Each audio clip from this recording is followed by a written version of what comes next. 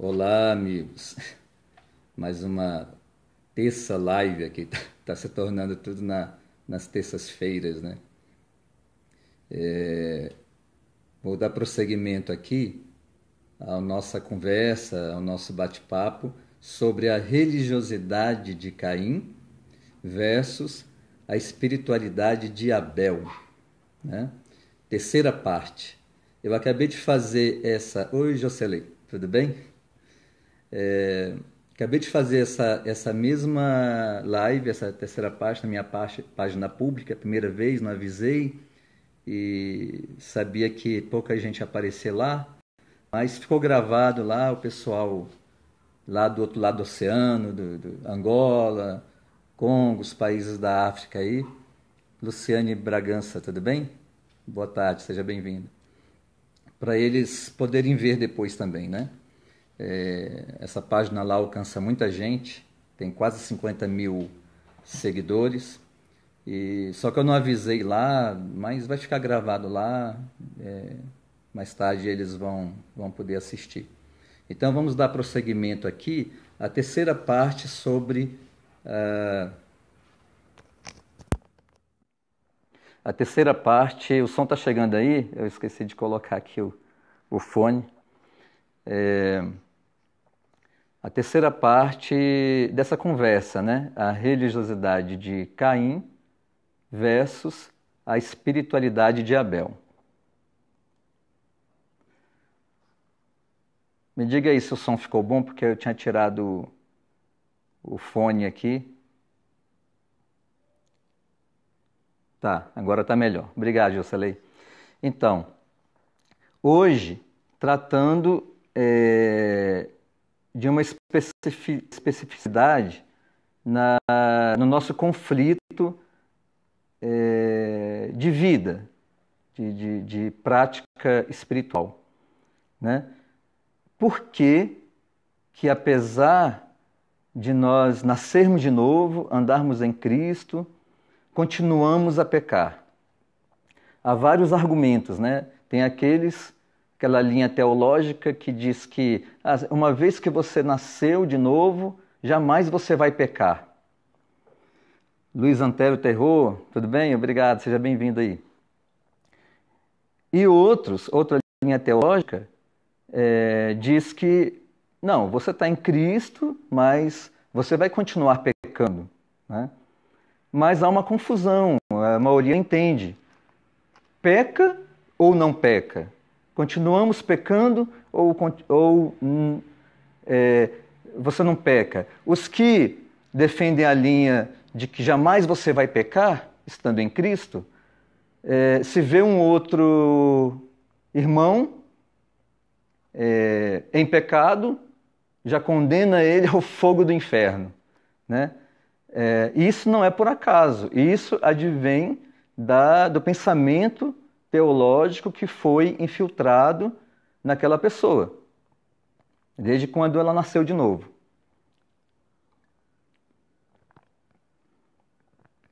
Mas contra fatos não há argumentos, né? A gente às vezes esquece de olhar os fatos, a realidade,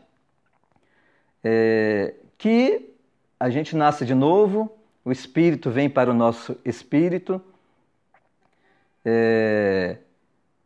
mas a gente continua errando. Então, por que a gente continua pecando? João diz, na sua epístola, no capítulo 5, que aquele que nasceu de Deus não vive na prática do pecado, não vive no hábito do pecado, né? Mas o que foi... E o maligno não lhe toca. Ele ainda diz que o maligno não o toca, né? Mas é isso que a gente vê na nossa vida. O maligno não o toca. Tem que se analisar aí o que é nascido de Deus, o que foi nascido de Deus. Ora, Jesus disse para Nicodemos que era necessário nascer de novo. e que o que é nascido da carne é carne, e o que é nascido do Espírito é Espírito. Deus é Espírito. Então, importa que servamos, adoremos a Deus em espírito e em verdade. Ora, a carne, o pecado, as trevas, não pode ter comunhão com Deus, nem pode adorar a Deus. Então, quando João diz, no capítulo 5, na sua carta, o que é nascido de Deus não vive na prática do pecado, ele está dizendo, é o Espírito é que nasceu de novo.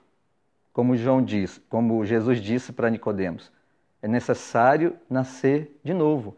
Quem não nascer da água e do Espírito, jamais pode ver o reino de Deus. E aonde que a gente vê o reino de Deus? Ora, a gente vê o reino de Deus como primícias, né? Porque a gente ainda não vê o reino de Deus de forma completa, é no nosso espírito que nasceu de novo.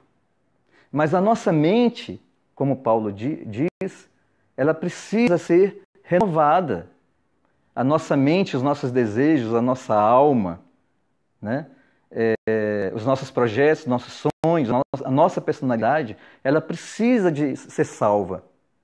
Ela precisa de salvação. Porque a reconciliação, o ser nova criatura, aconteceu no nosso espírito, né? Nós somos a imagem e semelhança de Deus. Nós somos seres tridimensionais, digamos assim. Deus é um Deus só, mas ele é tridimensional. Então nós somos espírito, alma e corpo, né? Nós nascemos de novo no espírito, porque o nosso espírito estava na posição de pecado, ou seja, separado de Deus. João Carlos Gouveia, tudo bem? Um abraço, seja bem-vindo. Então, estávamos na posição de separação de Deus. Isso eu estou fazendo só um resuminho do que já foi falado para trás, para entender essa parte aqui. Mas o nosso espírito nasceu de novo, para aqueles que nasceram de novo, do espírito. Passou a ter comunhão, estar na posição de comunhão com Deus. Isso é posicional, ninguém tira. Como Jesus diz, aquele que vem a mim, jamais o lançarei fora. Estávamos na posição de separados. Isso ninguém mudava, ninguém podia mudar. A não ser um ser, o segundo Adão. Por que ele era o segundo Adão? Porque foi o segundo ser, o segundo homem, gerado diretamente por Deus. Por isso que Jesus era o segundo Adão. E só uma providência divina, né, poderia reconciliar o homem consigo mesmo. Por isso que Caim, eu digo aqui, que representa o nosso ego caído, separado de Deus. E ele convive em nós, junto com Abel. É um estereótipo, é um exemplo, um tipo das duas naturezas que habitam em cada um de nós, Caim e Abel. Hoje eu vou finalizar a parte do nosso Caim, né? Então, eu vou ler aqui uma passagem de Paulo, que Paulo, em Romanos 8, de 4 a 7, ele diz que há uma lei que está em nosso espírito, que é a lei da graça de Deus, né? O fazer o bem, essa é uma natureza que guerreia, e há uma outra natureza, uma lei que está em nosso corpo, né? Porque o nosso espírito nasceu de novo, mas a nossa mente, a nossa alma, o nosso corpo precisa de restauração, precisa de salvação. Paulo disse que Deus, após a ressurreição de Cristo, sujeitou todas as coisas sob os pés dele, mas que ainda não vemos todas as coisas a ele sujeitas. Isso é um processo que vai culminar apenas na volta dele. Então ainda padecemos neste corpo mortal, né? Vendido à escravidão do pecado, porque o último inimigo a ser destruído é a morte, tanto a morte espiritual quanto a morte física, né? Tudo aquilo que traz morte, né? Então vamos ler aqui Romanos 8, de 4 a 7. Paulo diz assim: assim, agora podemos obedecer às leis divinas se seguirmos o Espírito Santo e não mais obedecermos à velha natureza pecaminosa que está dentro de nós.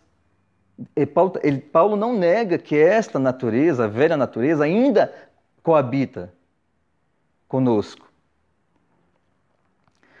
Aqueles que se deixam controlar por sua natureza humana vivem tão somente para agradar a si próprios. Isso é o Caim, é o nosso Caim, o ego caído.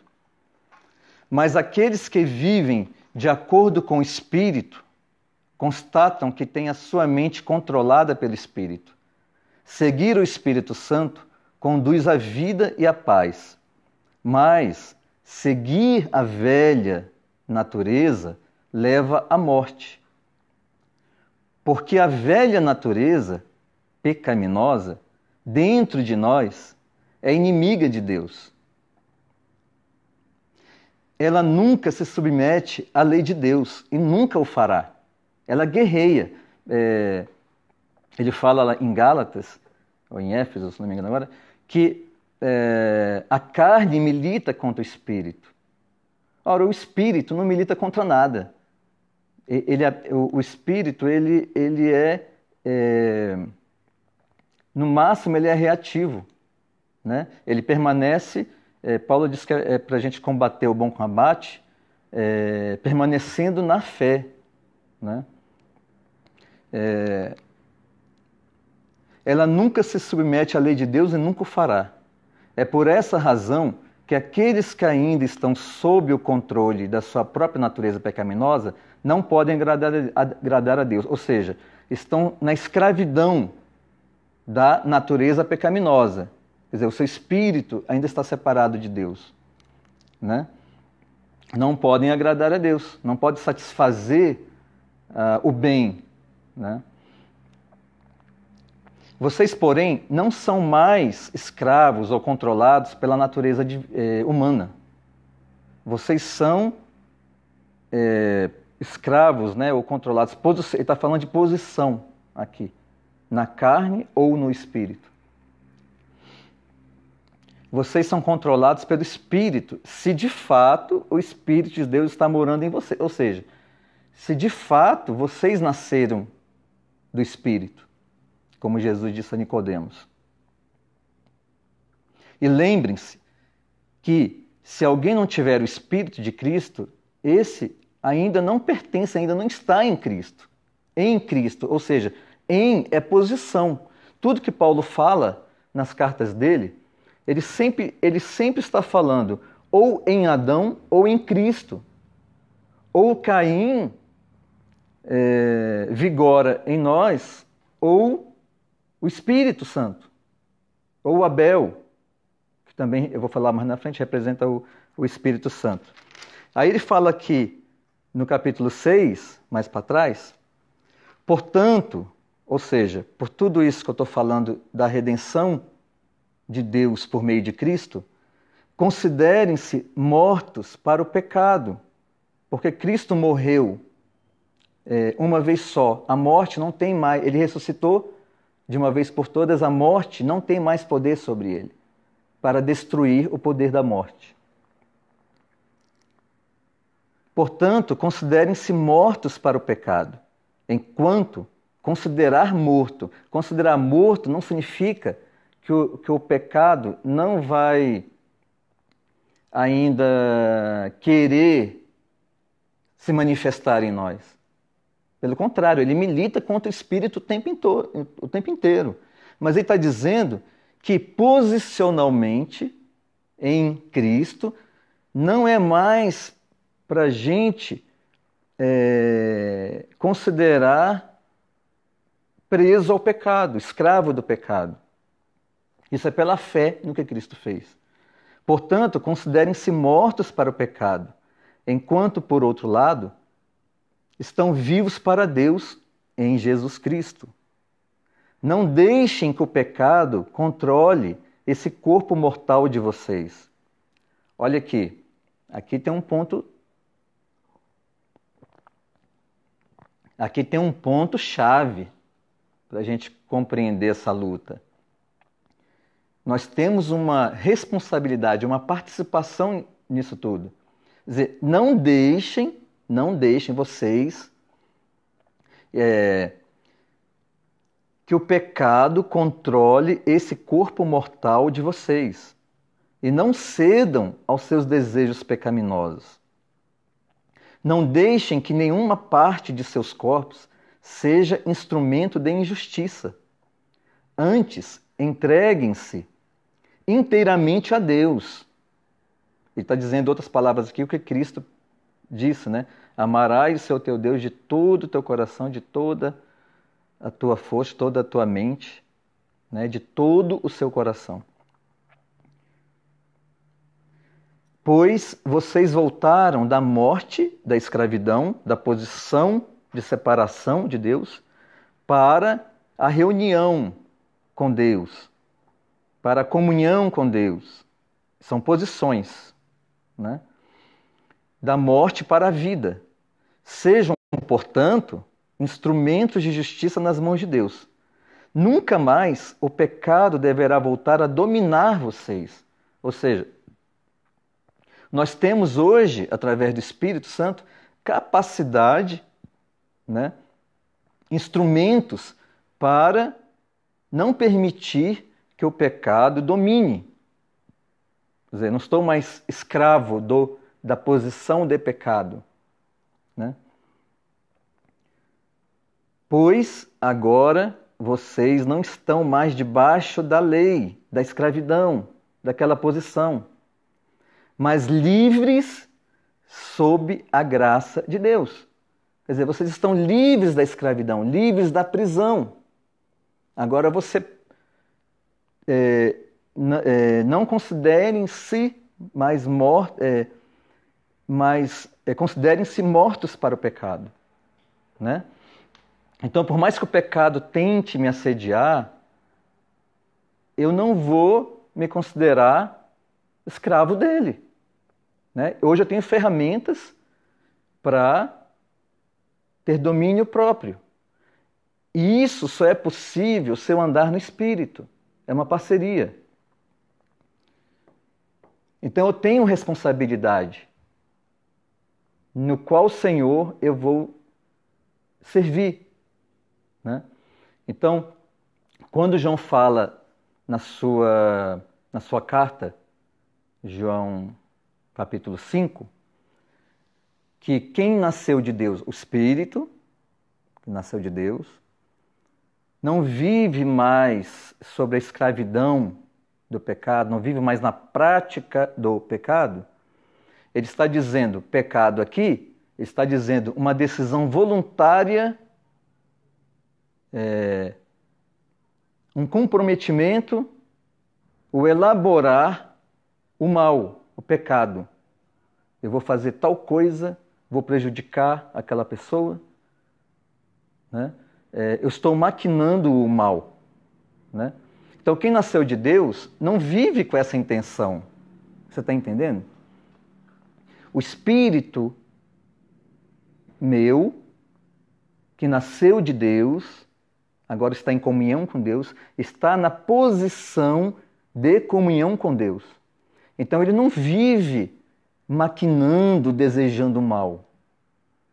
Agora, a lei do pecado que habita na minha alma, na minha mente caída, no meu Caim, no meu ego, no meu egocentrismo, ele me assedia o tempo inteiro, ele guerreia contra esse espírito meu que já nasceu de novo, que está em comunhão com Deus. Então é por isso que a gente ainda tem tentações, às vezes sucumbe às tentações, mas não é um desejo meu, não é, eu programar, eu planejar o mal, fazer o mal, mas eu tenho a tentação, porque eu ainda habito no velho homem. Esse espírito, essa glória de Deus ainda habita no meu corpo mortal, na minha mente, nos meus pensamentos que têm tentações. Né? Então, desejos, ter tentações de fazer o mal, de praticar o mal, não é o pecado que João está dizendo aqui. Que aquele que nasceu de Deus não vive mais sob escravidão, sob o domínio do pecado, não vive mais no hábito, praticando o pecado. Vocês entenderam? Então, o pecado o pecado que ele está falando aqui é o mesmo de Adão, que Adão maquinou, ele não apenas desejou, ele não apenas foi tentado, mas ele sucumbiu maquinando. Falou, poxa, se eu fizer isso, eu realmente vou ser semelhante a Deus, conhecedor do bem e do mal. Aí já é uma mentira, porque Deus não conhece o mal, conhecer no sentido de experimentar. Deus nunca experimentou o mal e nem pode ser tentado pelo mal. Então, o pecado de Adão não foi ser tentado, foi ter a tentação, ter gerado cobiça, né? E ele maquinou o mal, ele desejou o mal, ele planejou o mal. Então, o pecado que João está dizendo aqui é a mesma coisa, de maquinar, de desejar, né? De planejar o mal. Né? No direito criminal, a gente fala assim, tem a pena por você cometeu aquele crime, você recebe uma pena. Mas se você, esqueci a palavra agora, se você planejou aquele crime, se foi antecipado, né, a sua pena é maior. Então é nesse sentido que João está dizendo aqui.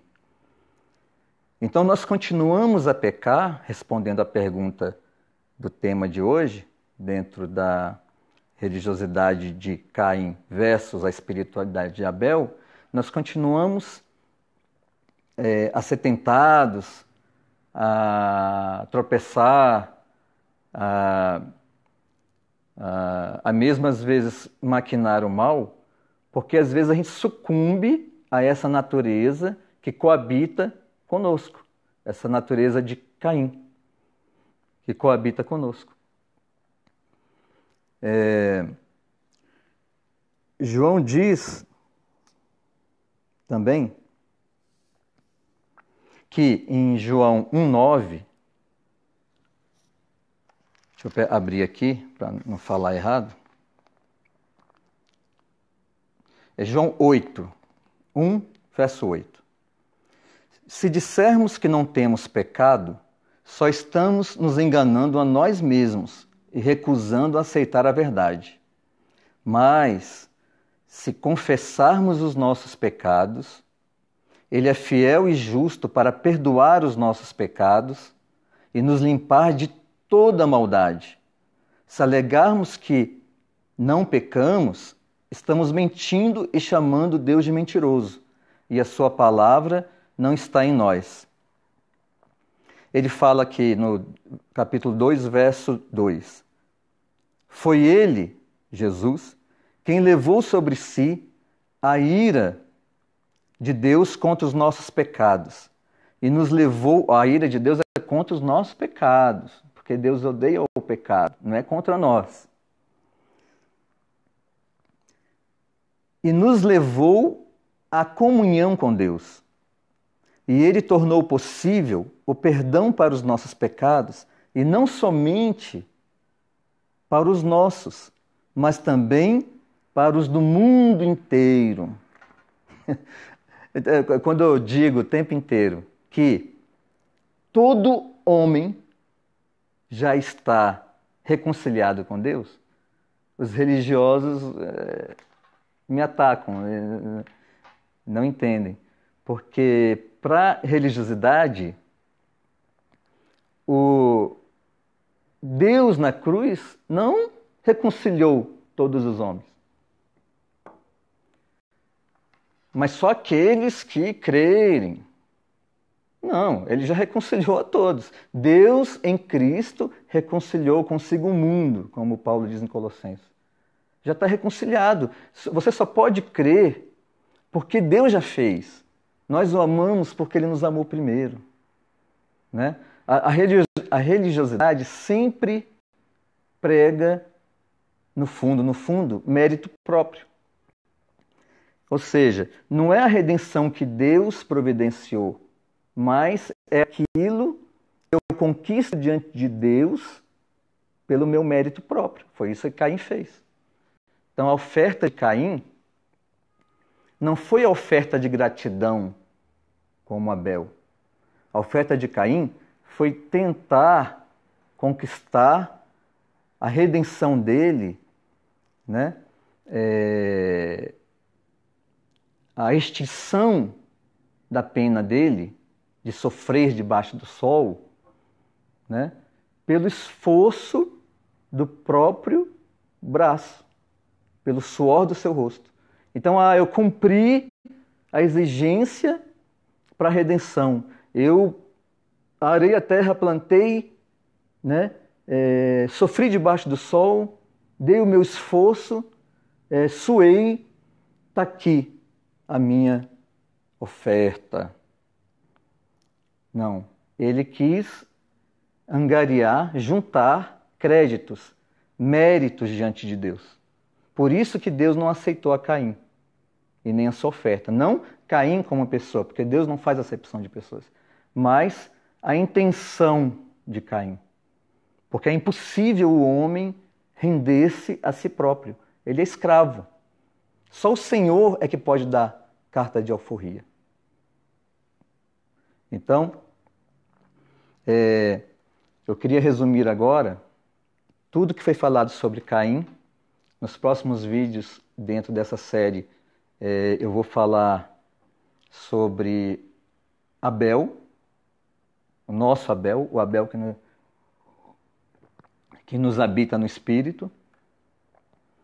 E eu vou fazer um resumo aqui de tudo que foi falado sobre o que Caim representa, o tipo, o estereótipo que Caim representa em cada um de nós. Caim representa o viver pela árvore do conhecimento do bem e do mal, e não pela árvore da vida, que vamos falar nos outros vídeos. Representa a carne, o velho homem, a natureza caída, o pecado que habita em todos nós.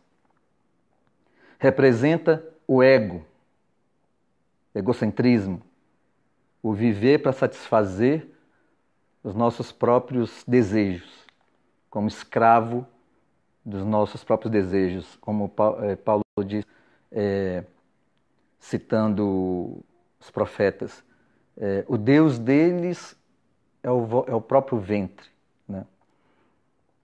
Representa a separação de Deus, a posição de estar separado de Deus, em pecado. Representa as obras da lei. Representa a inclinação para o pecado, né? Essa lei que guerreia nos meus membros, que Paulo disse que habita conosco. Ele não está negando esse fato, mesmo estando em Cristo. Habitamos no velho homem, isso é fato. Quer dizer, essa glória de Deus, essa presença de Deus, esse Espírito de Deus no nosso espírito, coabita com o velho homem que guerreia contra a boa vontade que está nesse espírito. Representa o mérito próprio, a justiça própria. Obter pelo esforço próprio a redenção, a salvação diante de Deus. E por fim, representa a religiosidade. Ou seja, religiosidade é nunca compreender a espiritualidade. Porque a espiritualidade é viver seguindo o que Deus já preparou. Seguir a Cristo, seguir os passos dele. É seguir o que Deus já preparou com ações de graça. E religiosidade é querer conquistar isso pelo mérito próprio, pelo esforço próprio. Então essas duas... Isso não é uma coisa que acontece lá fora, numa igreja, que também é uma realidade. Mas não é criticar o que está lá fora. É eu enxergar a mim mesmo. É eu enxergar, reconhecer que essas duas naturezas habitam em mim. E falar como Paulo diz, quem me livrará do corpo desta morte? Então ele diz, graças a Deus nosso Senhor, que com o corpo, com o velho homem, sou escravo do pecado. Quer dizer, eu vivo ainda essa realidade. Mas, com o Espírito, eu vivo pela lei da graça de Deus, pela lei da vida que está em meu espírito. Então, cabe a mim andar no espírito para ter domínio próprio, para deixar que a natureza espiritual me dê condições de não permitir que a carne que milita contra o meu espírito prevaleça, né? Então, compreendendo essa realidade que nos habita, a gente passa a ter, entre várias coisas, agradecimento por Deus, pela obra que Ele nos fez, e pelo guiar do Espírito, pela capacidade que Ele nos dá pelo Espírito Santo, de viver essa nova vida, mesmo em meio à contradição. E ter mais compaixão, né?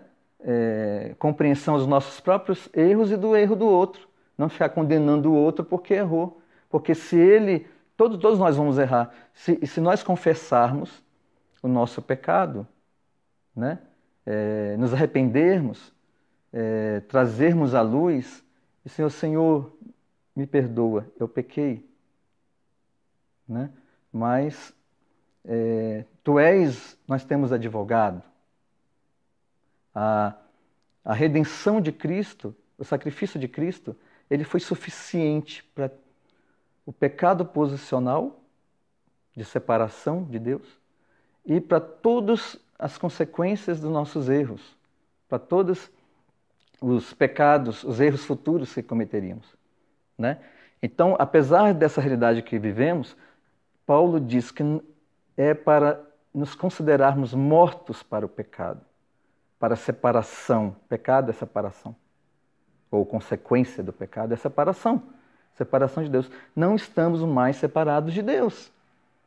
Por isso que o pecado não vai ter mais domínio sobre nós. Se houver um desejo de fazer tal coisa má, é lógico que a natureza divina em mim, pelo Espírito Santo, vai rebater aquele desejo. Eu não vou maquinar aquele mal. Eu posso tropeçar, posso errar, mas eu não vou viver maquinando o mal, planejando o mal, né? Então, resumindo a tipologia que Caim representa em nós, né? Eu espero que essa parte aí fique... Esse já é o terceiro vídeo, né? Espero que essa parte fique entendida. E nos próximos, vamos começar a falar agora do Abel em nós, né? Então, um abraço, obrigado por aqueles que vieram aí. Uma paz, a bênção de Deus para todos. E até o próximo vídeo. Tchau.